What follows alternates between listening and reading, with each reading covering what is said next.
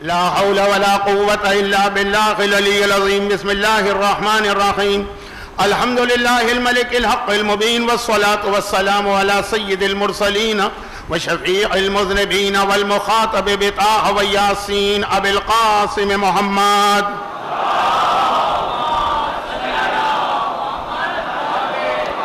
وآله الطيبين الطاهرين الذين أذهب الله عنهم الرجس وطهرهم تطهيرا.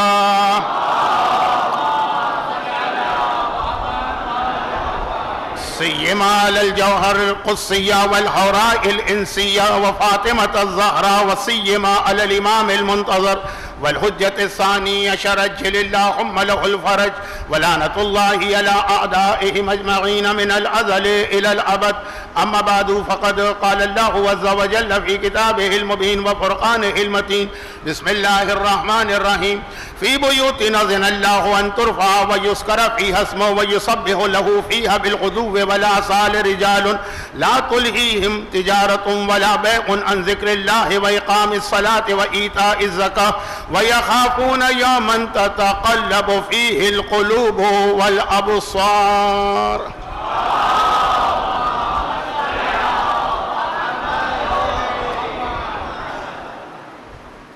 فاطمیہ 1446 ہجری کمیونٹی ویلفیئر آرگنائزیشن کے زیر انتظام شہید حمید بھوجانی ہال میں مجالس کے اس سلسلے کی آج میری تیسری تقریر ہے، اور کل انشاءاللہ بشرط حیات جو میرے ذہن میں موضوع ہے وہ مکمل ہوگا.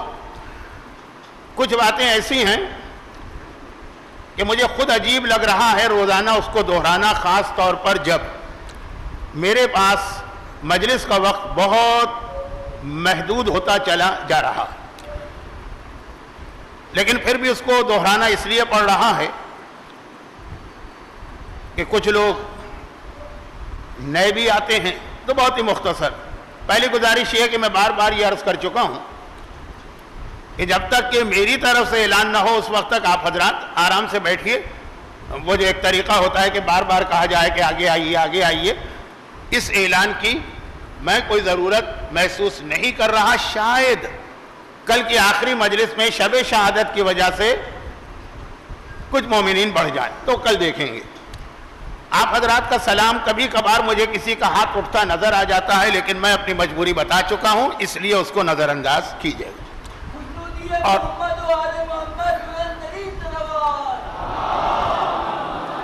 اور تمہید کے حوالے سے آخری بات یہ ہے کہ جب مجلس عزا کا آغاز ہو جائے، یہ اب میرا پہلی دو تمہیدی باتوں کی طرح سے یہ میرا اپنا ذاتی ایک نظریہ کہیے، عقیدہ کہیے، مزاج کہیے کہ مجلس شروع ہو جائے، اور مجلس شروع ہونے کا مطلب یہ ہے کہ شہزادی کونین اور معصومین تشریف لے آئیں.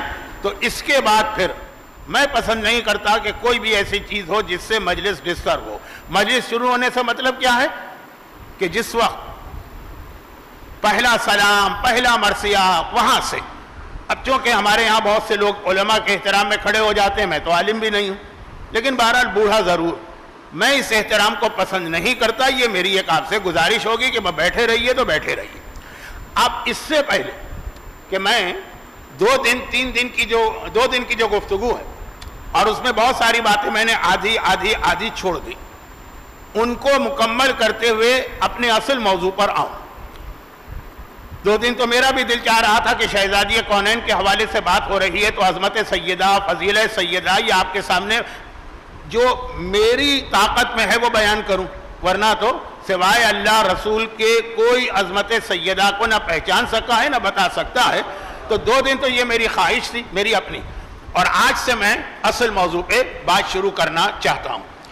اس سے پہلے کسی نے ایک سوال کیا ہے، بہت ہی مختصر اس کا جواب.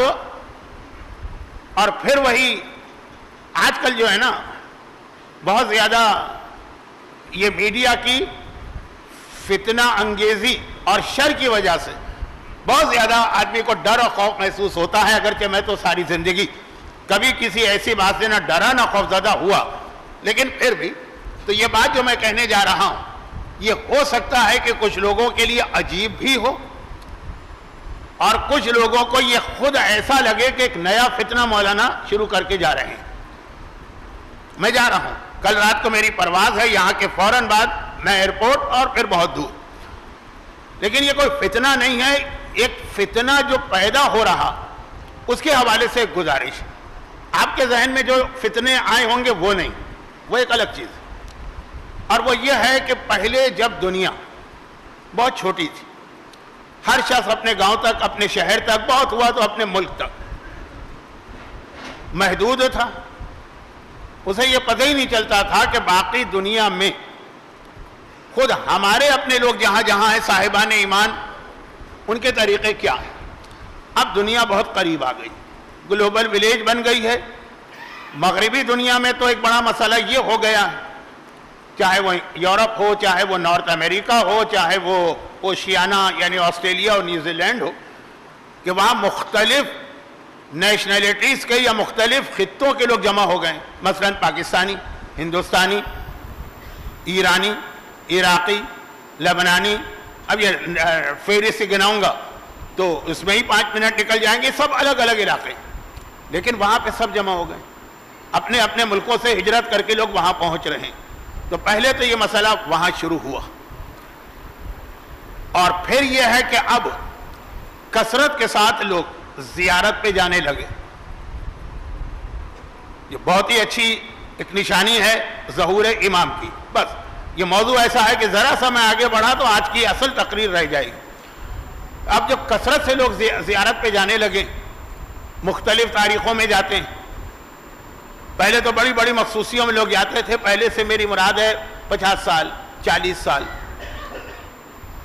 اب یہ ہے کہ تقریباً ہر ہفتے ایسے لوگ بھی ہیں جو ہر ہفتے زیارت کے لیے پہنچ جاتے ہیں, 2 دن کے لیے, 3 دن کے لیے, 1 دن کے لیے. ویزوں کی آسانی, سفر کا جو وسیلہ ہوتا ہے ٹرانسپورٹ, اس کی آسانی. تو اس سے ایک نئی چیز جو ہمارے یہاں پیدا ہوئی مغربی دنیا میں, اور وہ یہ کہ ہر علاقے کے لوگ معصومین کی ولادت و شہادت کے حوالے سے اپنے علاقے میں جو تاریخیں رائج تھی وہ لے کر آئے. اور وہ تاریخیں اس طرح سے رائج تھی کہ ان علاقے والوں کے وہن و گمان میں بھی نہیں, یعنی ان کے فرشتوں کو بھی خبر نہیں کہ اس حوالے سے کوئی دوسری تاریخ بھی ہے. پہلے ضرورت بھی نہیں تھی. ہم اپنے شہر میں ہیں, وہاں یہ تاریخ ہے, اسی تاریخ پہ ہم ولادت کا جشن مناتے ہیں, اسی تاریخ پہ ہم شہادت کی مجلس کرتے ہیں. لیکن اب جب مغربی دنیا میں مختلف علاقوں کے لوگ جمع ہوئے, اور جب آپ کربلا جانے لگے, اب وہاں معلوم ہے عراق میں تاریخیں کچھ چل رہی ہیں, آپ کی کچھ تاریخیں. پہلے آپ جاتے تھے خالی عاشورے پر, خالی چہلم پر, خالی مثلا 15 شعبان پر, تو تاریخیں تو ایک تھیں. لیکن اب جو ہر مہینے لوگ جا رہے ہیں, معلوم ہوا کہ وہاں تو کسی اور تاریخ کو ولادت ہو رہی ہے, وہاں تو کسی اور تاریخ کو شہادت. اب یہ ایک فتنہ بنایا جا رہا ہے. فتنہ کن معنوں میں بنایا جا رہا ہے؟ آج کل کے جتنے فتنے ہیں نا, ان سب کا اختتام کس چیز پر ہوتا ہے؟ آغاز کی بات نہیں کر رہا کہ فتنے شروع کہاں سے ہوتے ہیں, اس موضوع پہ بہت سے علماء بات کر رہے ہیں. ختم کہاں پہ ہوتے ہیں یہ سارے فتنے؟ یہ سارے فتنے ختم ہوتے ہیں مرجعیت اور مراجع کو ختم کرنے. کسی طرح سے شیعہ قوم کا رشتہ ان کے مرجع سے توڑ دیا جائے, اور یہ توڑنا اس طرح سے ہو جو شہزادی کونین کے مظالم کے درمیان مولائے کائنات کے اوپر ظلم کیا اس زمانے کے حکمرانوں نے. دیکھیں رشتہ توڑنا, ایک تو یہ ہوتا ہے نا کہ بس آپ کہیں کہ وہ مراجع سارے شہید کر دیے جائیں, جیسے صدام نے کتنے مراجع شہید کی. اور ایک یہ ہے کہ نفرت پیدا کی جائے. یہ روایت آپ نے سنی ہے, روایت کہیں کہ تاریخ کا واقعہ, کہ حالت یہ ہو گئی تھی کہ اور شہروں کو چھوڑیں, شہر مدینہ, وہاں پہ لوگ مولا کو سلام کرنے کو تیار نہیں ہوتے تھے. اور جب کسی نے تعجب کے ساتھ کہا کہ اے ابو الحسن یہ ظلم کیا ہو رہا ہے کہ آپ کو لوگ آپ نہ ہوتے تو دنیا میں سلام ہی نہ ہوتا, کیونکہ سلام اسلام سے متعلق ہے. جب اسلام ہی نہ ہوتا تو سلام کہاں سے آتا؟ آپ کو لوگ سلام نہیں کرتے ہیں. مولا نے کہا اس سے بڑا سنو کہ میں اگر کسی کو خود سلام کروں تو میں سلام کا جواب بھی دینے کو تیار نہیں ہوتا. اب یہ کیوں تھا؟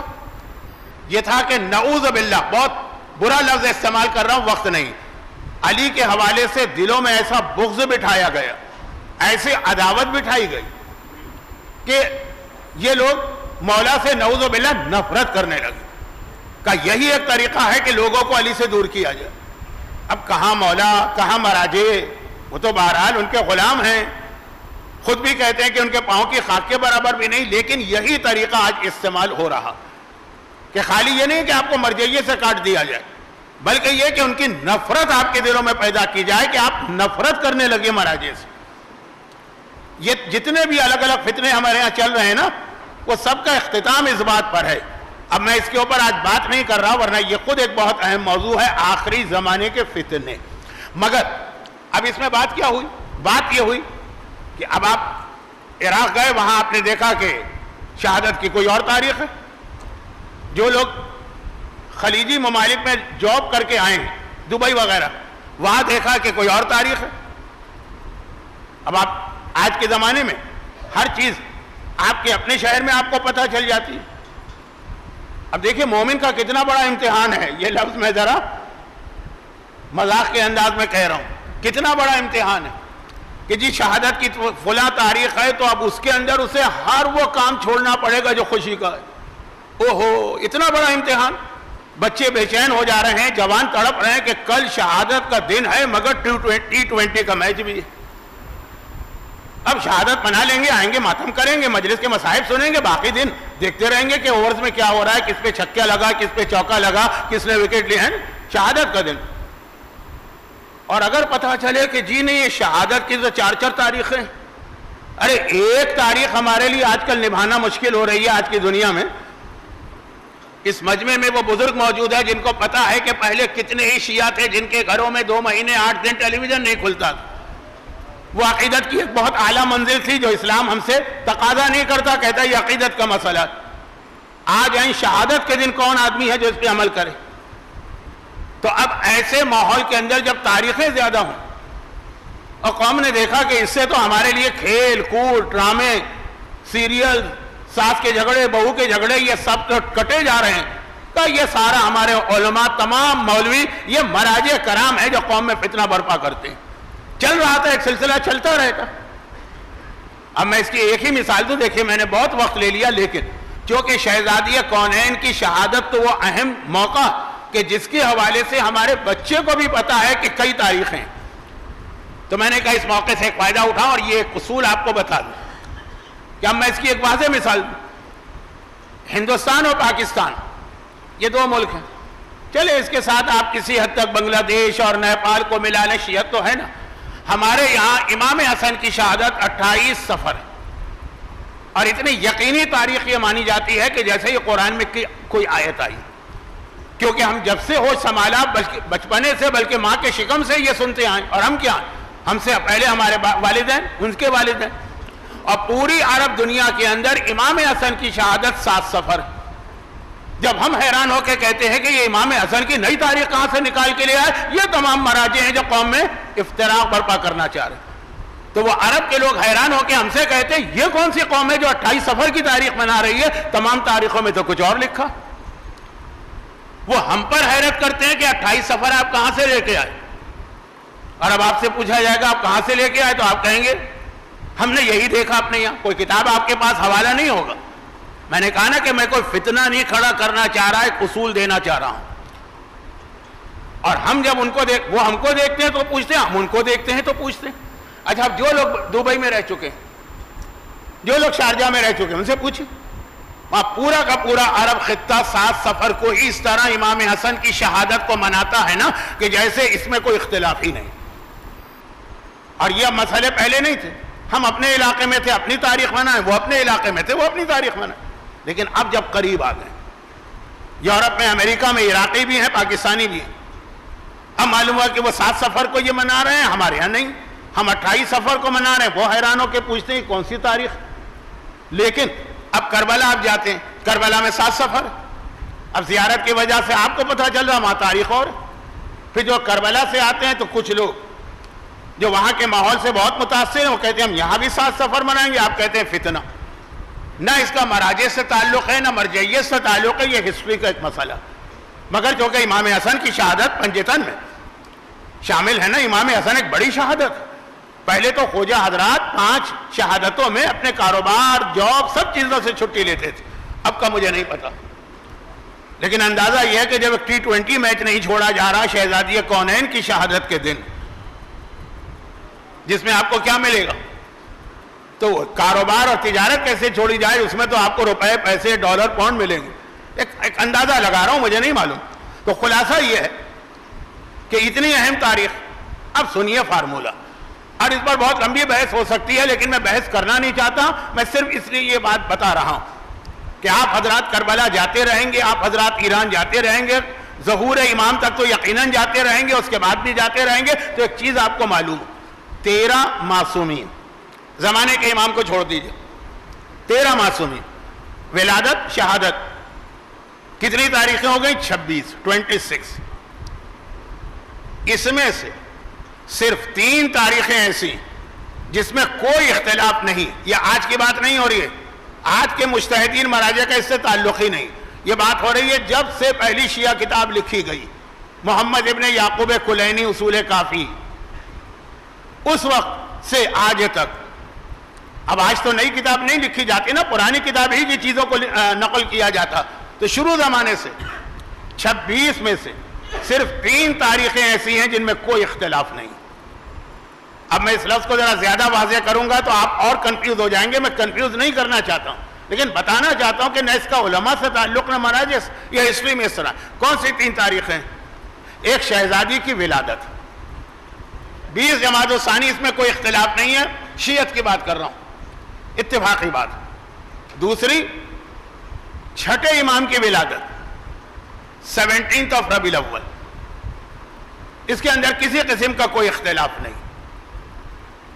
اور تیسری، آقا حسین کی شہادت، عاشورہ. شہادت کی 13 معصوم ہے نا، تو 13 شہادت کی تاریخیں، ان میں سے صرف عاشورہ وہ ہے جس میں کوئی اختلاف نہیں. باقی 12 کے 12 معصومین کی وفات یا شہادت. وفات رسول خدا کی وجہ سے کہہ رہا ہوں، گرچہ وہ بھی شہادت ہے لیکن اس کے لیے لفظ وفات ہی زیادہ مناسب. تو باقی 13 شہادتوں میں سے ایک کربلا کو چھوڑ کر 12 شہادتوں میں ایک سے زیادہ روایت ہے. علماء آپ کو بتانا نہیں چاہتے، کیوں آپ کو کنفیوز کریں. لیکن جب یہ ہوتا ہے کہ مختلف علاقوں کے لوگ جمع ہوں، چاہے وہ کینیڈا میں جمع ہو، چاہے وہ کربلا میں جمع ہو، اور مختلف چینلز، یوٹیوب چینل ہیں اور دوسرے چینل ہیں، ان کے اوپر ہر علاقے کا آدمی اپنے حساب سے شہادت منا رہا ہو، تو آدمی کو ہم روکنا بھی چاہیں تو انفارمیشن مل جاتی. اور ولادت بھی 13 ولادتیں، صرف 2 ولادتیں ایسی، ایک شہزادی کی ولادت، ایک چھٹے امام کی، جس میں کوئی اختلافی روایت نہیں. جو بات میں کہہ رہا ہوں صرف شیعہ کتابوں کی بات کر رہا ہوں، باقی کو تو چھوڑی. اور میں نے ایک نام لے لیا کہ یہ اختلاف کہاں سے ہوا، جہاں پہلی کتاب اصول کافی، محمد ابن یعقوب کلینی لکھتے ہیں کہ رسول خدا کی ولادت 12 ربیع الاول کو. وہ اکیلے ہیں اور کسی نے نہیں لکھا، لیکن وہ اکیلا نام ہی اتنا بڑا نام ہے. تو یہ بس یہ والے اختلافات کو فتنہ نہ بنائی. اور اس میں آپ کو وہی اصول پہ عمل کرنا جو زمانے کے امام نے آغا شہاب الدین مرشی نجفی کو ایک ملاقات میں بتایا. ایسے کئی واقعات ہیں امام زمانہ کے، لیکن میرا موضوع امام زمانہ اس حوالے سے نہیں. ہاں، جس حوالے سے ہے وہ بات شروع ہونے والی. ہو سکتا ہے کہ آج میں 5 منٹ آپ کے زیادہ لے لوں تو آپ سے معذرت، لیکن بہت مختصر یہ بات. آغا شہاب الدین مرشی ہمارے زمانے کے مرجع، آپ میں سے بہت سے تو اس وقت پیدا نہیں ہوئے ہوں گے، 1991 میں انتقال ہوا، یعنی تقریباً 30-35 سال پہلے. مولائی مرجع کہلاتے ہیں، حد سے زیادہ عزادار تھے. ان کی وصیت بھی آپ کو یاد ہوگی کہ جب مجھے دفن کرنا تو میرے کفن میں میرا رومال ضرور رکھنا، جو میں مجلس میں آنسو پوچھنے کے لیے استعمال کرتا تھا، کہ میری بخشش کا ذریعہ تو یہی رومال بنے گا جس کے اندر میرے وہ آنسو ہیں جو حسین کے غم میں جاری ہوئے. مرجع وقت کی وصیت ہے، مرجع بہت بڑے مراجع میں. مولائی عجیب شخصیت، ان کے کئی واقعات ہیں امام سے ملاقات کے، اور یہ ہمارے زمانے کے مرجع. اس میں سے ایک واقعہ یہ ہے کہ جب یہ امام سے ملاقات کرتے ہیں تو ایک یہ سوال کرتے ہیں کہ مولا، شہزادی کونین کی قبر کہاں؟ یہ جو تاریخ کا مسئلہ ہے یہ تو ہر ایک کو پتا ہے کہ اس کا ریزن یہ ہے کہ مولا نے ایک سے زیادہ قبریں بنائی. امام زمانہ نے اس کا جواب نہیں دیا, کہا کہ جب امام آئیں گے تو تمہیں پتہ چل جائے گا, ابھی جہاں جہاں قبر کا نشان ہے وہاں جاؤ کرو ماتم. یہ الفاظ میرے ہیں. اور پھر اسی میں انہوں نے کہا کہ اگر اتنا ہی دل چاہتا ہے تو چلو میری پھوپھی اور ان کی بیٹی معصومہ قم کی قبر پہ جاؤ. اب ایک سوال یہ ہوتا ہے تاریخ کیا؟ یہ سوال چھٹے امام سے بھی ہوا تھا. امام نے فرمایا چھوڑو کون سی تاریخ, اگر 2 تاریخیں دونوں دن غم کرو. کیا 2 دن کا غم کرنے میں تمہیں کوئی نقصان ہوگا؟ اجر و ثواب ہی تو بڑھتا چلا جائے گا. تو بجائے اس کے کہ ان مسئلوں کو دیکھیں, میں بہت شارٹ کر کے بات کر رہا ہوں, ورنہ جب میں واقعہ شروع کرتا ہوں آدھا گھنٹہ لگ جاتا ہے, لیکن ٹائم نہیں. تو اب اس کو ایک فتنہ نہ بنائیے. ہاں بہت ساری اور چیزیں ان کو فتنہ بنائیے, اس کے اوپر بحث کیجئے, مگر یہ وہ چیز ہے کہ ہمارے علماء جان بوجھ کے اس پہ خاموش تھے کہ قوم کو کنفیوز کرنے سے کیا فائدہ. لیکن جب ایک کنفیوژن علماء کی طرف سے نہیں خود بخود چل کے ہمارے علاقوں میں آ رہا, تو پھر اپنے ذہن میں یہ رکھیے گا کہ شہادت کی تاریخیں ایک سے زیادہ کیوں آئی ہیں. وہ بھی آپ کو معلوم ہے کہ دشمنان اہل بیت نے کس طرح سے جھوٹی تاریخیں بھی بنائی ہیں, جھوٹی کتابیں بھی لکھوائی. بس موضوع بدل جائے گا. ہاں یہ سارے مسئلے اگر آپ کو حل کرنا تو اس کا ایک آسان طریقہ ہے. کئی طریقے ہیں, میں آسان طریقہ کیوں نہ بتاؤں. اگر یہ مسئلے آپ کو حل کرنا تو اس کا آسان طریقہ یہ ہے کہ زمانے کے امام کو ظاہر کروا لیجئے, وہ آ جائیں گے تو سارے مسئلے حل ہو جائیں گے. ہمیں ہر امام کی ولادت کی تاریخ بھی معلوم ہو جائے گی, شہادت کی تاریخ بھی معلوم ہو جائے گی, ہر امام کی زیارت بھی نصیب ہو جائے گی.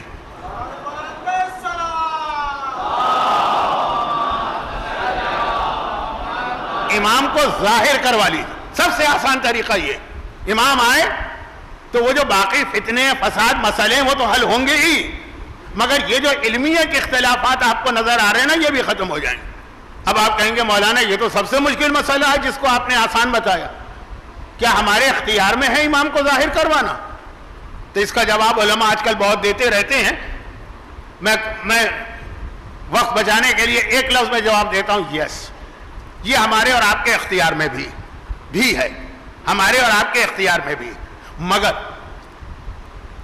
اس اختیار کو وقت سے پہلے استعمال نہ کریں, ورنہ ایسا نہ ہو جسے انگریزی میں کہتے ہیں اینٹی کلائمیکس. مسئلہ الٹا ہو جائے کہ ہم تو امام کو اس لیے ظاہر کروانا چاہتے ہیں کہ ہمارے سارے مسئلے دور ہوں, اور پتہ چلے کہ امام کے ظاہر ہونے کے بعد سب سے بڑا مسئلہ ہم ہی امام کے لیے بن جائیں اور امام کو ہماری گردن پہ تلوار چلانا پڑے. اب یہ روایت بہت پڑھی جاتی ہے, اس لیے میں تفصیل میں نہیں جا رہا. کون سی روایت؟ کہ پہلے لوگ علماء کے گلے کا بوسہ لیتے تھے یہ کہہ کر کہ یہ وہ جگہ ہے جہاں میرے مولا کی تلوار چلنے والی ہے. اب پتہ چلا کہ نہیں, علماء کی گردن پہ تلوار نہیں چلے گی, عام مومنین کی گردن پہ تلوار چلے گی. اور ایک نہیں, 2 نہیں, 2/3, 2/3 اکثریت کسی قوم کو مل جائے تو وہ تو قانون آئین بدلے جاتے ہیں. 2/3 اکثریت. یہ میرا موضوع امام زمانہ نہیں ہے, لیکن شہزادی اور امام زمانہ وہ ملانا تھا نا. تو اب ہر مسئلے کا حل ہے امام زمانہ کا ظہور, مگر امام کا ظہور ہی کہیں ہمارے لیے سب سے بڑا مسئلہ نہ بن جائے. پتہ چلے دنیا کے سارے مسئلے حل ہو گئے امام کی وجہ سے, اور ہم جو اس لیے امام کو بلا رہے تھے کہ ہمارے مسئلے حل ہوں, ہم ہی امام کے لیے سب سے بڑا مسئلہ بن جائیں. یہ بھی حدیث کا جملہ. مولا جب امام ظاہر ہوں گے, آپ کا بیٹا ظاہر ہوگا, تو سب سے بڑا ان کو امتحان مقابلہ کس سے ہوگا؟ غیروں کا نام نہیں لیا, کہا اپنوں سے. اپنوں سے. کون اپنے؟ جو امام کے ظہور کے لیے تڑپ رہے ہیں اور دعائیں کر رہے ہیں. تو سوال یہ کیوں؟ بس اس کا جواب سن لیجئے. اس کے جواب کے لیے آپ کو فاطمہ کے گھر میں چلنا. میں نے روزانہ ایک الگ الگ آیت تلاوت کی شہزادی کے کسی ایک فضیلت کے پہلو کو بتانے کے لیے. پہلے دن میری آیت جو تھی اس کے اوپر بات ابھی رہ گئی ہے, جو آخری مجلس میں ہوگی, کہ دین کامل ہوتا ہے, شہزادی کا وجود ضروری ہے. اگر شہزادی کو نہ مانے آپ, یعنی نہ ماننے کا مطلب ہے کہ یہ مانے کہ ہیں رسول کی بیٹی ہیں, بہت افضل ہیں, لیکن شہزادی کے رول کو, ان کے جہاد کو نہ مانے, اسلام نامکمل رہے گا. وہ شہزادی کے مشن کی آیت. کل میں نے آیت تلاوت کی تھی شب قدر والی, وہ شہزادی کی عظمت کا ایک پہلو بیان کرنے والی آیت, کہ فاطمہ وہ ہے کہ جس کی عظمت کو سوائے اللہ کے اور رسول کے کوئی نہیں پہچان سکتا. اس میں جتنا میرے لیے ممکن تھا میں نے کچھ پہلو بتایا. آج جو آیت میں نے تلاوت کی ہے نا, اس سے پہلے ایک جملہ کہہ دوں.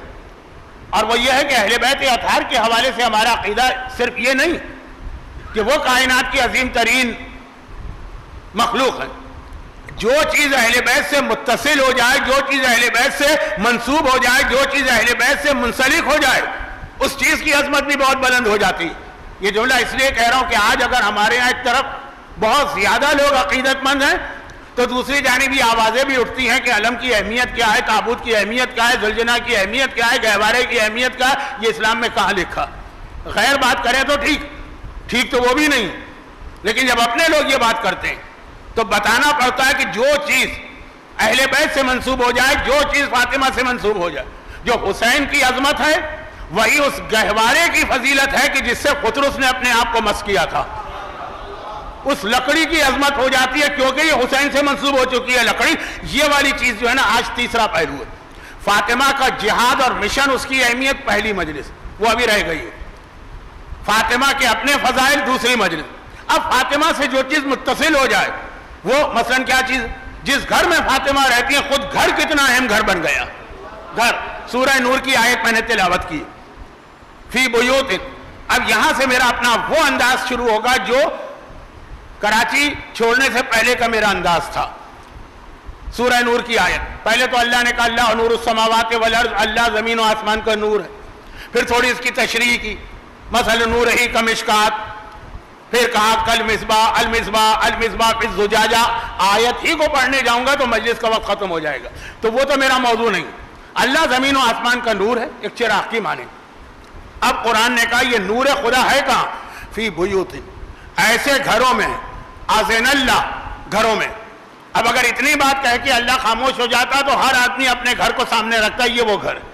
قرآن نے اس گھر کی 4 خاصیتیں بتائیں. کہا اذن اللہ ان ترفع، پہلی اس گھر کی پہچان یہ ہے کہ اللہ نے یہ حکم دیا ہے کہ اس گھر کو بلند کیا جائے. وہ عظیم ترین گھر ہے، ترفع، بلند کیا جائے. پہلی بات. یذکر فی اسم اللہ، اور اس میں ذکر خدا، اس میں اللہ کا ذکر ہوتا ہے. فی بیوت اذن اللہ ان ترفع ویذکر فیہا اسمہ. اس گھر کی دوسری پہچان یہ ہے کہ اس میں ذکر خدا ہوتا ہے. گانے کے کیسٹ نہیں چلتے، بےہودہ فلمیں نہیں دیکھی جاتی، یوٹیوب کے اوپر اور واٹس ایپ کے اوپر ولگر قسم کے میٹر کو نہیں دیکھا جاتا ہے. گھر کی دوسری خاصیت یہ کہ اس میں ذکر خدا ہوتا ہے. اس گھر کی تیسری خاصیت یہ، خالی ترجمہ کر رہا ہوں کہ تفسیر میں جاؤں گا تو ماہ رمضان کی 5 تقریریں چاہیے. اصل منزل کوئی اور ہے جہاں پہ آپ کو لے جانا. کون سا مسئلہ؟ اگر زمانے کے امام آ گئے تو ایسا نہ ہو کہ ہم ہی ان کے لیے مسئلہ بن جائے. وہاں تک پہنچانا ہے آپ کو، تو سنیے پہلے آیت کا ترجمہ. وَيُذْكَرُ فِيهَا اسْمُهُ، اور اس میں اللہ کا نام لیا جاتا. فِي بُيُوتٍ أَذِنَ اللَّهُ أَن تُرْفَعَ وَيُذْكَرَ فِيهَا اسْمُهُ. اور پھر قرآن کریم یسبح لہ فیہا بالغدو والآصال، تیسری خاصیت بتا رہا. یہ وہ گھر ہے جس میں ہر غدو اور آصال، صبح و شام، مارننگ اینڈ ایوننگ، اللہ کی پاکیزگی اور تسبیح بیان کی جاتی ہے. رجال، اور آخری بس یہ ہے ہمارا آپ کا موضوع، رجال. اور اس گھر کی چوتھی خاصیت یہ ہے کہ اس میں کچھ ایسے لوگ رہتے ہیں. 4 باتیں دیکھو. بلند گھر کون سا ہے؟ وہ کون سا گھر ہے جہاں ہر وقت ذکر خدا ہوتا ہے؟ وہ گھر کون سا ہے جہاں ہر وقت اللہ کی پاکیزگی بیان ہوتی؟ وہ گھر کون سا ہے جہاں پہ وہ لوگ پائے جاتے ہیں؟ وہ لوگ، وہ ابھی آ رہی ہے تشریح، کیونکہ میں یہاں سے موضوع بدلنے جا رہا ہوں تو صرف یہاں رک جاؤں. قرآن نے 4 پہچان بتائیں، 4 پہچان بتائیں. اور آپ یہ وہ حدیث سن لیجئے جو ہماری مشہور ترین تفسیر مجموع البیان میں علامہ طبرسی نے نقل کی ہے اسی آیت میں. بہت ٹائم بچانے کے لیے بہت سی چیزیں حدیث کے حوالے اور اس کے راوی چھوڑ رہا ہوں. اللہ کے رسول مسجد النبوی کے ممبر پر بیٹھے ہیں اور یہ آیت تلاوت کر رہے ہیں کہ اللہ کا نور، اللہ نور السماوات اس گھر میں ہے جس کو اللہ نے بلند کیا. اور پھر وہاں پہ وہ جملہ آتا ہے جو کل مجلس ہو گئی اس سے متعلق، کہ یہ گھر اتنا بلند کہ اس گھر کے حوالے سے جو دعا مانگو گے فوراً بلند ہو جائے گی. بھائی گھر بلند ہے تو وہاں جو چیز رکھی جائے گی وہ بھی تو بلند ہو جائے گی نا. اگر آپ کا گھر نیو یارک کے ایسے اپارٹمنٹ میں ہے جو، یا آپ کا دبئی میں بھی جو 75ویں منزل پر ہے، تو وہاں جو چیز آپ رکھیں گے وہ چیز بھی خود بخود 75ویں منزل پہ پہنچ جائے گی. تو یہ جو ہے کہ وجود فاطمہ سے دعا قبول ہوتی ہے، اس میں ایک دلیل یہ بھی ہے کہ اللہ نے کہا یہ گھر بلند. جب یہ گھر بلند ہے تو اگر آپ کی دعا اس گھر میں پہنچ گئی تو سمجھو دعا بھی بلند ہو گئی. لیکن اصل موضوع میرا کچھ اور ہے, تو اس لیے میں ان چیزوں پہ رک کے آپ حضرات سے کسی قسم کی داد بھی لینے کا ٹائم نہیں رکھتا ہوں. اب سنیے, پیغمبر یہ تلاوت کر رہے آیت, ترجمہ کی ضرورت نہیں ہے, مجمع سب عربی جانتا. تو ایک مرتبہ مجمع میں کسی نے پوچھا کہ یا رسول اللہ جو یہ گھر ہیں کون؟ اللہ نے خاصیت تو بتا دی لیکن ہیں کون؟ فرمایا ہم بیوت الانبیاء والاوصیاء, وہ انبیاء کے اور اوصیاء کے گھر ہیں. ولی ٹھیک ہے. حضرت ابو بکر تفسیر مجمع البیان وہ کھڑے ہوئے اور انہوں نے ایک مرتبہ ہاتھ سے اشارہ کر کے, اب پیغمبر منبر پہ بیٹھے ہیں, حجرہ فاطمہ کدھر ہوگا؟ نہیں ادھر ہوگا, ادھر جو مسجد نبوی میں گئے نا منبر پہ اگر کوئی بیٹھے, میرے ذہن میں کنفیوژن آ گیا کہ اگر کوئی منبر کی طرف رخ کر کے بیٹھے جیسے آپ بیٹھے تو ادھر میرا ہاتھ چلا گیا. نہیں, منبر پہ بیٹھے جی, یہ حجرہ فاطمہ, اتنا ہی فاصلہ بھی ہوگا جیسے یہاں سے اس دروازے کا. حضرت ابو بکر نے اشارہ کیا اور کہا کہ یا رسول اللہ کیا یہ گھر بھی اس میں شامل ہے جو آپ نے کہا نا کہ وہ بلند گھر جن کی قرآن تعریف بھی کر رہا ہے, یہ کہہ رہا ہے اس میں نور ہے اللہ کا, تو وہ انبیاء اور اوصیاء کے گھر ہے, تو کیا یہ گھر اس میں شامل ہے؟ پیغمبر کا جملہ یہ تھا کہ نعم ہوا من افاضلھا, یہ بھی شامل ہے, بلکہ سب سے افضل گھر تو یہی ہے جو اس آیت میں شامل ہے. اب یہ گھر اتنا افضل کیوں ہوا؟ اینٹوں کی وجہ سے, لکڑی کی وجہ سے, جو اس کے اندر جو بھی اس زمانے کا پلاسٹر یا سیمنٹ ہوگا اس کی وجہ سے؟ جی نہیں, وجود سیدہ کی وجہ سے. کہا یہ انبیاء کے گھر سے افضل ہو گیا, یہ اوصیاء کے گھر سے افضل ہو گیا, نام ہوا من افاضلھا, یہ سب سے افضل گھر ہے اس کائنات میں سیدہ کے وجود کی وجہ سے. تو قرآن نے سیدہ کا بھی قصیدہ پڑھا, سیدہ کے گھر کا بھی قصیدہ پڑھا, لیکن اس کے بعد ایک سخت بات کہہ دی ہمارے اور آپ کے لیے. اس گھر کی پہچان بتاتے ہوئے قرآن نے کہا یہ وہ گھر ہے, رجالون, اس میں وہ لوگ. کون لوگ ہیں؟ کہا ان کو پہچانو, ان میں 4 باتیں ہیں. گھر کی 4 پہچان, پھر جو گھر میں لوگ ہیں ان کی 4 پہچان. لا تلہیہم تجارت ولا بیع عن ذکر اللہ, کبھی بھی مال و دولت, تجارت اور خرید و فروخت ان کو ذکر خدا سے نہیں روک سکتی. کتنا ہی بڑا, اب آپ میں سے کافی لوگ بزرگ بھی نظر آ رہے ہیں, گجراتی میں ایک لفظ استعمال ہوتا ہے روکڑا. کتنے ہی لوگ ہیں کہ جہاں روکڑے کا مسئلہ آتا ہے وہاں نہ دین یاد رہا, نہ نماز یاد رہی, نہ واجبات یاد رہے, نہ شریعت یاد رہی. ڈالر اور پاؤنڈ کی بات آتی ہے, اب آج کے بچوں کو روکڑا کیا سمجھ میں آئے گا, ان کی سمجھ میں تو ڈالر اور پاؤنڈ آئے گا. کہا اس گھر میں وہ لوگ ہیں جو ڈالر پاؤنڈ یعنی تجارت اور بیع دونوں میں ایک فرق بھی ہے لیکن وہ فرق بتانے کی ضرورت نہیں. وہ لوگ ہیں کہ جو ذکر خدا سے نہیں رکتے ہیں, چاہے کتنی ہی بڑی تجارت اور کتنی ہی بڑی بیع کیوں نہ ہو. سورہ جمعہ کی آخری آیت میں کیا؟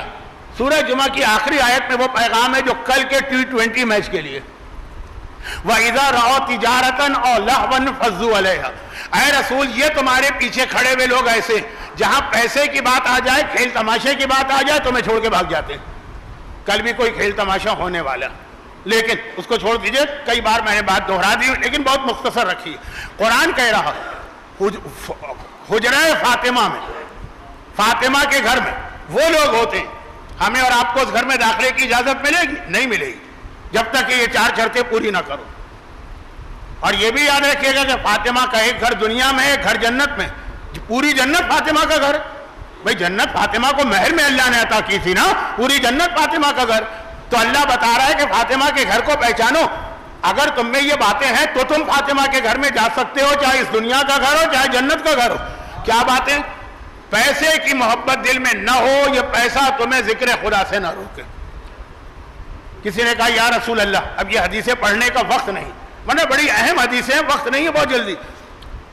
نہیں, امام سے پوچھا کہ جی وہ ایک فلاں آدمی ہے جس نے یہ آیت پڑھی, یہ آیت, اس نے تجارت بیع سب کو چھوڑ دیا اور وہ گھر میں بیٹھ گیا, ذکر خدا کی 1000 دانے کی تسبیح لے لی. کہا واہ ہو اس کے اوپر, کیسا شیطان نے اس کو بہکایا. قرآن یہ کوئی تھوڑی کہہ رہا ہے کہ تجارت نہ کرو, کہا تجارت کرو مگر یہ پیسہ تمہیں ذکر خدا سے نہ روکے. وہ تجارت کرو جو ذکر خدا کے ساتھ ہو. میں کسی منزل پہ آپ کو لے جا رہا ہوں, میں وہ جملہ نہیں کہوں گا کہ نہیں سمجھے آپ, اگر نہیں سمجھے تو میری غلطی, آپ کی غلطی نہیں, لیکن ابھی آپ ٹھہر جائیے. پھر معصوم نے کہا کیا ہمارے جد رسول خدا سے بڑا کوئی تاجر تھا؟ یہی تجارت تو سبب بنا تھا وجود فاطمہ کا. بھئی تجارت ہوئی تو جناب خدیجہ نے پیام دیا، جناب خدیجہ نے پیام دیا تو شادی ہوئی، شادی ہوئی تو فاطمہ اس دنیا میں آئی ہیں، تو ہمارا جج تجارت کر رہا۔ اگر تجارت منع ہوتی قرآن کہیں نہیں کہہ رہا۔ دیکھیں یہ ہیں الٹی کھوپڑی کے لوگ جو اپنی عقل سے قرآن سمجھنا چاہتے ہیں، نتیجے میں قرآن سمجھنے کے بجائے قرآن کے خلاف ہو جاتے ہیں۔ جلدی جلدی فاطمہ کے گھر میں کون جائے گا؟ آپ کو جانا تو سن لیے اصول، قرآن ہے، آیت ہے، کہا کہ ذکر خدا یہ ان کو ختم نہیں کرتا، روکتا نہیں، تجارت ان کو نہیں روکتی، تجارت میں نے پیسہ، اسی لیے تجارت کے ساتھ لفظ بے دی، اور وَإِقَامِ الصَّلَاةِ، اور یہ روپے پیسے کی محبت ان کو نمازوں سے نہیں روکتی، وَإِيتَاءِ الزَّكَاةِ، یہ روپے پیسے کی محبت ان کو زکوٰۃ سے نہیں روکتی۔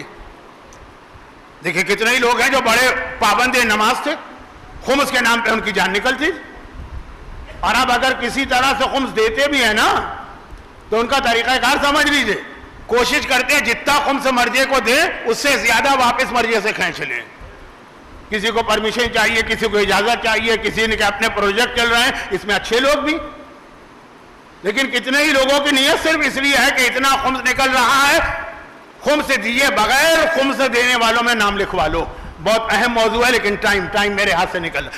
قرآن نے کہا وجود ہے فاطمہ نہیں، فاطمہ کے گھر میں وہ لوگ ہیں، چاہے وہ دنیا کا گھر ہو چاہے جنت کا گھر ہو، جو ایتاء الزکات، دولت کی محبت ان کو زکات ادا کرنے سے نہیں روکتی۔ بھائی کیوں نہیں دیتا یہ آدمی زکات؟ کیوں نہیں دیتا یہ آدمی خمس؟ کیوں نہیں دیتا یہ آدمی فطرہ؟ فطرہ تو خیر آج کل ہر ایک دے دیتا، مگر کیوں نہیں یہ آدمی رد مظالم کرتا؟ کیوں نہیں یہ آدمی مال مجہول المالک کا جو حق ہے وہ ادا کرتا؟ لوگ کہتے ہیں مولانا حق تو بعد میں ادا کریں، ہم کو تو یہی پتہ نہیں مجہول المالک کون ہے۔ اس گھر میں رہنے والے اپنے مالی واجبات دولت کی محبت میں نہیں روکیں گے۔ اور اب آ جائیے آج سے 50 سال پہلے کا وہ صادق حسن جو ڈراکولا آف اسلام کہلاتا تھا اور ابھی بھی کہلاتا ہوگا، جو قبر والا باپو کہلاتا تھا اور آج بھی کہلاتا ہوگا۔ اور قرآن کہتا ہے اس گھر میں جو لوگ رہتے ہیں، کون سے گھر میں؟ فاطمہ کے، یخافون یومن، یہ ڈرتے ہیں اس دن سے، تتقلب فیہ الابصار قلوب والابصار، وہ دن جس دن انسان کا دل اور آنکھیں پھر کے رہ جائیں گی، اتنا یہ خوفزدہ ہوتے ہیں اس دن کے تصور سے۔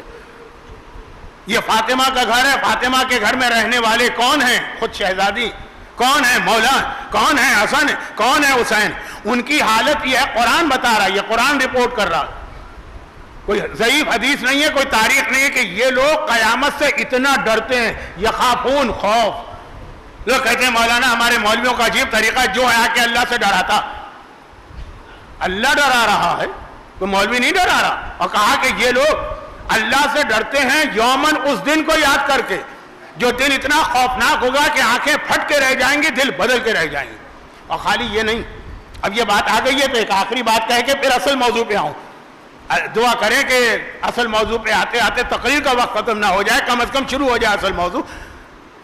ہمارے یہاں وجود سیدہ کے حوالے سے، فضیلت سیدہ کے حوالے سے اہم ترین جو آیتیں پڑھی جاتی ہیں، ورنہ تو آیتوں سے بھرا پڑا ہے قرآن، لیکن اہم ترین ہے سورہ دہر، حل عطا۔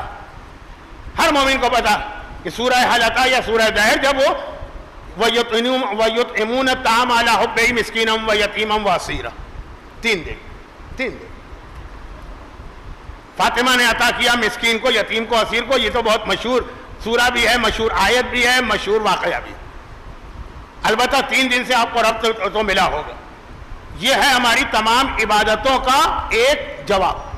مولانا ہم حجاب کیوں کریں اس گرمی میں؟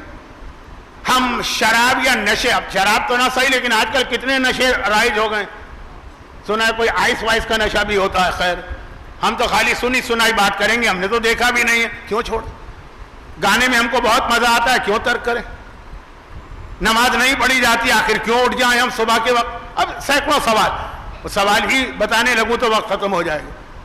اس کا ایک جواب یہ آیت ہے، وَيُطْعِمُونَ الطَّعَامَ عَلَىٰ حُبِّهِ مِسْكِينًا وَيَتِيمًا وَأَسِيرًا۔ 3 دن فاطمہ کے گھر سے روٹیاں گئیں، کس کو گئیں وہ تفصیل ضرورت نہیں ہے، اس مجمع میں کون نہیں جانتا۔ یہ فاطمہ کی طرف سے کیا تھا؟ یہ فاطمہ کی طرف سے ایک لفظ اچھا نہیں ہے، بدلہ تھا، اس احسان کا یا شکریہ تھا کہ جب علی کی ماں خانہ کعبہ میں مہمان بنی تھی تو 3 دن اللہ نے جنت سے دسترخوان نازل کیا تھا. 3 دن اللہ کی طرف سے علی کے لیے دسترخوان آیا. اب بدلے میں علی کے گھر سے 3 دن یتیم و مسکین و اسیر کو کھانا جا رہا. ہر عبادت کا جواب یہ ہے کہ اس احسان کا بدلہ ہے جو اللہ نے تم پہ کیا. اس کی تشریح میں جاؤں تو ایک مجلس چاہیے. تو خیر یہ تو ضمنی بات آ گئی. مگر اس آیت سے پہلے والی آیت, اس کے بعد والی آیت, وہ کیا؟ سورہ حل اتی اہل بیت کا قصیدہ ہے. کبھی پڑھا بھی ہے کہ وہ قصیدے میں لکھا کیا ہے؟ یہ کہہ دینا کہ وہ اہل بیت کا قصیدہ ہے, قرآن نے ایک سورہ نازل کیا, یہ کافی نہیں ہے. لکھا کیا ہے؟ یہ لکھا ہے وَيُوفُونَ بِالنَّذْرِ وَيَخَافُونَ يَوْمًا كَانَ شَرُّهُ مُسْتَطِيرًا.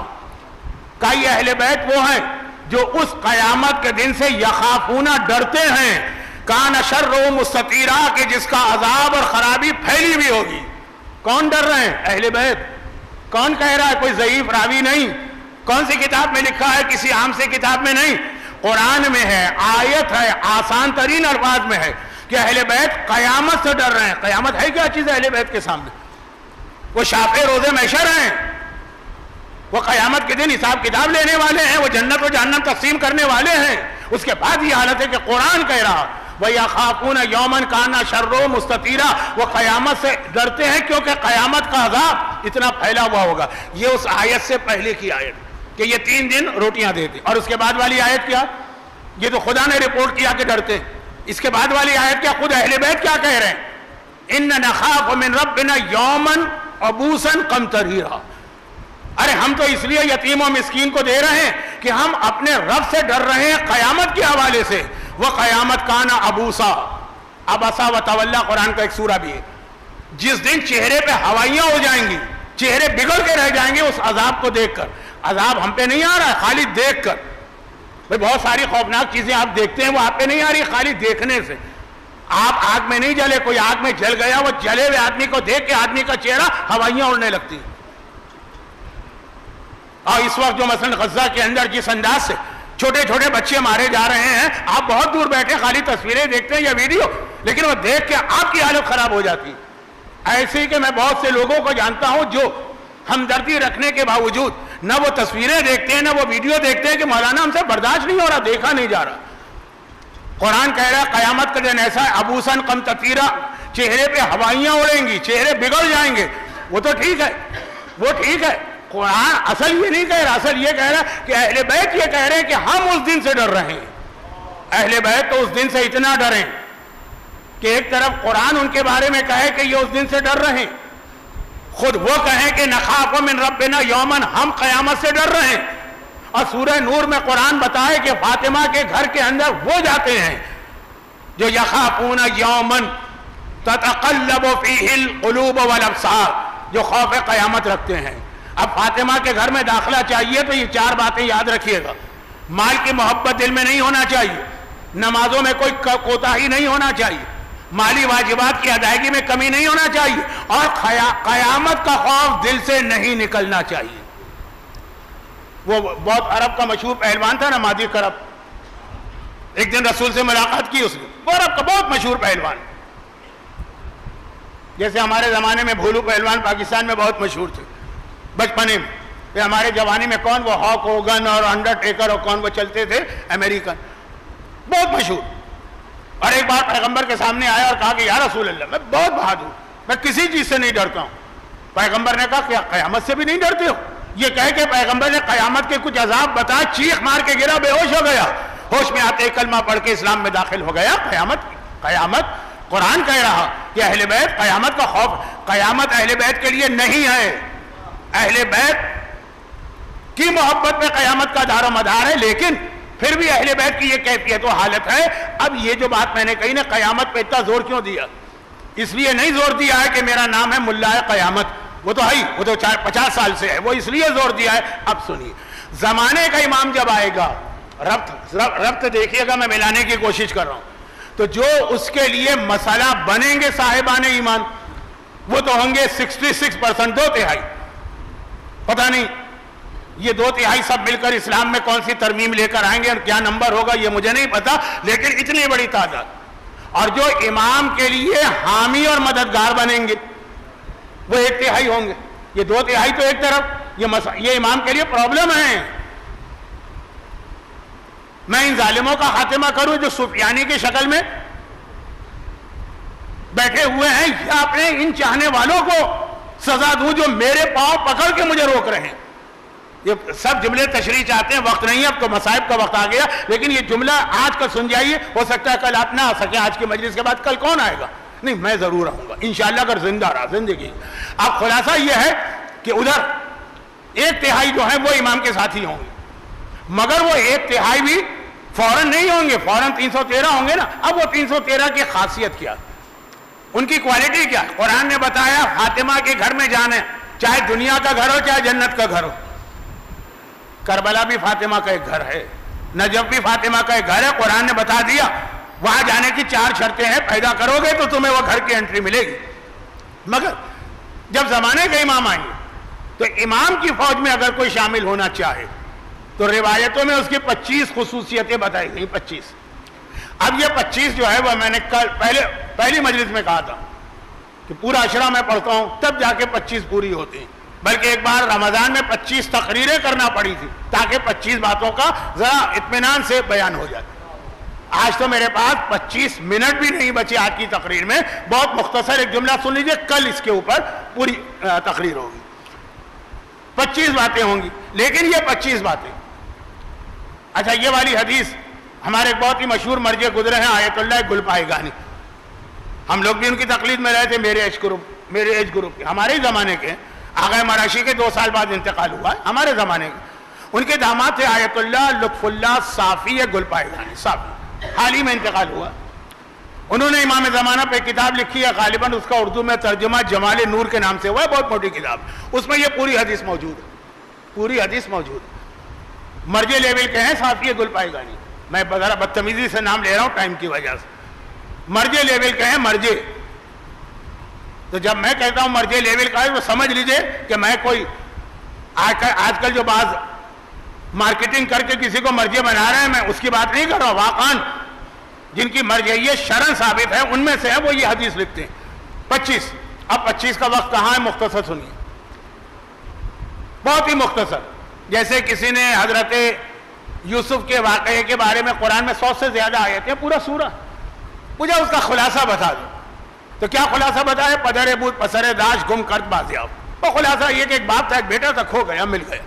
تو یہ ہے کہ بعض اوقات بہت لمبے واقعے کو اتنا مختصر بھی کیا جاتا. خیر یہ تو کچھ زیادہ ہی مختصر کر دیا کہ باپ تھا, بیٹا تھا, کھو گیا, مل گیا. لیکن جو بات میں کہہ رہا ہوں 25 کو چھوڑیے, چھوڑے نہیں, 25 کو ہم جمع کریں مختصر تو 3 باتیں بنیں گی. یہ 3 باتوں میں 25 باتیں آ جاتی ہیں. امام زمانہ کے فوج کے وہ لوگ جو امام کے لیے مسئلہ نہیں بنیں گے, ان کی وجہ, ان کی مدد سے امام مسئلے حل کریں. 3 باتیں. نمبر 1, ان کے دل میں مال کی محبت نہیں ہوگی. نمبر 2, ان کے پاس تکبر اور غرور اور گھمنڈ نہیں ہوگا. نمبر 3, ان کے پاس بے شرمی, بے حیائی اور فحاشی نہیں ہوگی. پوری 25 چیزیں دیکھ ڈالیے. اگر آپ کو میری پرانی تقریریں مل جائیں انٹرنیٹ پہ تو وہاں مل جائیں گی. کتاب میں دیکھنا چاہیں, میں نے اس کتاب کا حوالہ دیا, کئی کتابوں میں, لیکن مرجع کی کتاب کی تو بات ہی کچھ اور. جو بے حیا ہے وہ امام زمانہ کا سپاہی نہیں, وہ امام کا مسئلہ, امام کی مدد سے مسئلے حل نہیں کرے گا, امام کے لیے مسئلہ بنے گا جس میں تکبر ہے, غرور ہے, گھمنڈ ہے. اور آخری بات مال کی محبت. اچھا, اب یہ جو میں نے باتیں کی, اس میں آئیے کہ یہ آخری ٹکڑے کا آج کے ان فاطمیہ تاریخوں سے کیا ربط. اور ان 3 چیزوں کے حوالے سے سب سے زیادہ جس معصوم نے تیاری کرائی ہے وہ شہزادی کون ہے. ہر امام جہاد کرتا رہا, لیکن امام زمانہ کا سپاہی بننے کے قابل ہم ہو جائیں, اس کی سب سے زیادہ تیاری شہزادی نے کرائی. بھئی آپ حیا اور شرم کا نام زبان پہ لاتے ہیں, ذہن میں فاطمہ سب سے پہلے آتا ہے. دولت کی محبت کا نام آپ ذہن میں لاتے ہیں, سب سے پہلے فاطمہ کا چکیاں پیس کے فاقے کر کے زندگی گزارنا آتا. یہ تو میں بہت مختصر کہہ رہا ہوں تاکہ جو لوگ کل نہیں آئیں گے وہ بھی ایک آج کا میسج لے کے جائیں. اور تکبر و گھمنڈ,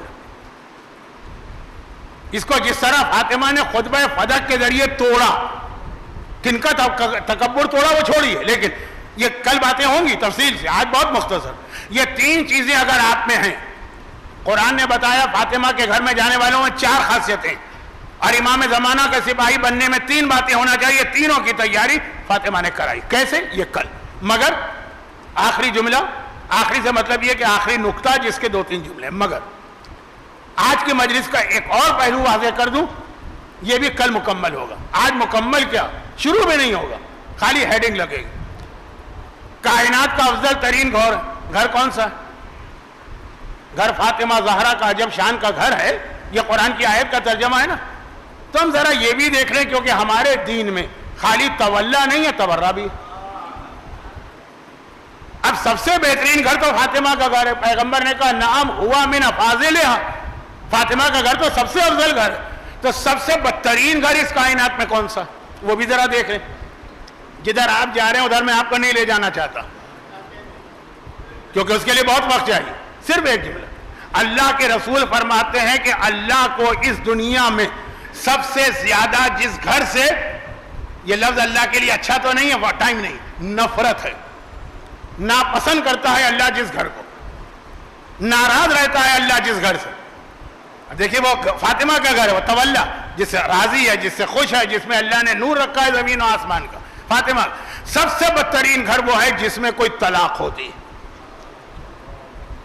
کائنات کے بہترین گھر کو سن کے داد دینے والے، خوش ہو جانے والے، چہروں پہ مسکراہٹ آنے والے کائنات کے بدترین گھر کو بھی تو سن لیجئے۔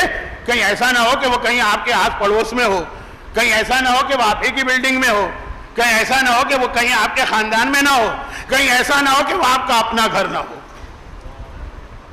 ہماری قوم میں اس وقت جس کثرت سے طلاقیں ہو رہی ہیں، مثلا دنیا بھر میں جتنے خوجہ جماعتیں ہیں ان کے پاس ایک ریکنسائلیشن کمیٹی ہوتی ہے شوہر بیوی کے اختلاف دور کرنے کی۔ جا کے دیکھیں کتنے طلاق کے کیس آج کل ہیں وہاں، صرف جانے کی فرصت نہیں۔ مجھے نہیں پتا کہ اس وقت سپریم کورٹ پاکستان میں کتنے کیسز پینڈنگ میں ہیں، سنا ہے کہ آئینی کیسز 60,000 ہیں، لیکن آپ جا کے مومنین کرام کے اداروں میں دیکھیے۔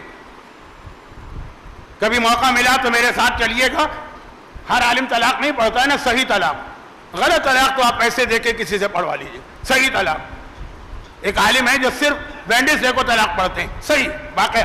ان کے گھر کے باہر آپ جائیے گا ویڈنس ڈے کو، میرے ساتھ جو لائن لگی ہوتی ہے، لائن، طلاق طلاق طلاق، ہر ایک کو طلاق چاہیے۔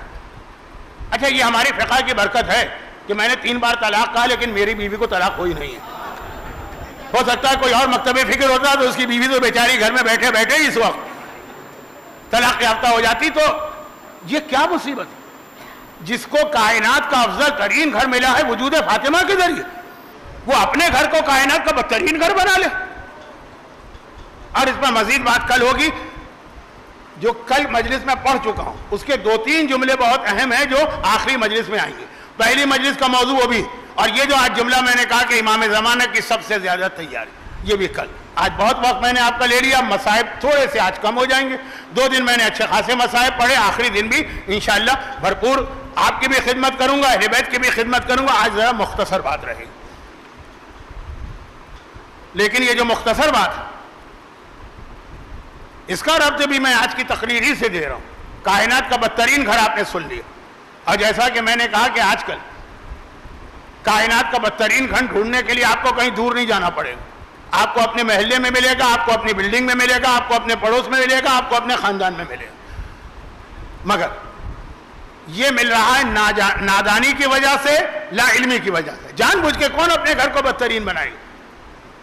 تو وہی جو لا علمی ہے اس کو دور کرنے کے لیے میں نے یہ جملے کہیں، اور باقی کل کہوں گا۔ اب آ جائیے اصل بدترین گھر، اور کائنات کا بہترین گھر وہ ہے کہ جس کو ڈھونڈنے کی بھی ضرورت نہیں، اس لیے کہ قرآن کریم قصیدہ پڑھ رہا ہے کہ کائنات کا بہترین گھر۔ اچھا بدترین گھر کے دروازے کو کوئی جلا دے تو ہمیں اتنا افسوس نہیں ہوگا، شرعاً تو جائز نہیں ہے، لیکن میں کہہ رہا ہوں بدترین گھر کو اگر کوئی توڑ دے تو ہمیں اتنا افسوس نہیں ہوگا۔ لیکن اگر کائنات کا وہ بہترین گھر ہو جس کا قرآن قصیدہ پڑھے، قرآن یہ کہے کہ اس میں زمین و آسمان کا نور ہے، اس گھر کو اگر کوئی جلا رہا، اس گھر کے دروازے کو کوئی نظر آتش کر رہا، اس گھر میں کوئی زبردستی داخل ہوا جا رہا، وہ کتنا بدترین انسان ہوگا جو کائنات کے بہترین گھر پر وہ ظلم کر رہا ہے جس ظلم کے نتیجے میں فاطمہ جو زخمی ہوئی ہیں تو اپنی شہادت کی دن تک زخمی رہی ہیں، جو کل کی روایت میں نے پڑھی تھی نا، آج اسی سے مصائب آگے بڑھاؤں گا۔ وہ ظلم ہوا ہے کہ جس دن فاطمہ دنیا سے گئیں اور مولا غسل میت دے رہے ہیں تو کیوں چیخ چیخ کے رو رہے ہیں؟ یاد رکھیے کہ پہلے دن کے بعد پھر فاطمہ کے بدن پہ کوڑا نہیں مارا کسی نے، لیکن وہ پہلے دن کا کوڑا ایسا کہ جو جملہ میں نے ابھی کہا اس کو اگر میں مکمل کر دوں تو اس طرح کروں گا شاید کہ وہ ایسا زخم فاطمہ کے بدن پہ آیا کہ شہادت کے وقت بھی تھا، غسل میت کے وقت بھی تھا، بلکہ روز قیامت جو فاطمہ آئیں گی تو شاید اسی زخم کے ساتھ آئیں۔ مگر اب اس وقت ایک مصائب سے ہٹ کے صرف ایک جملہ ہے، لیکن اسی میں مصائب بھی ہیں۔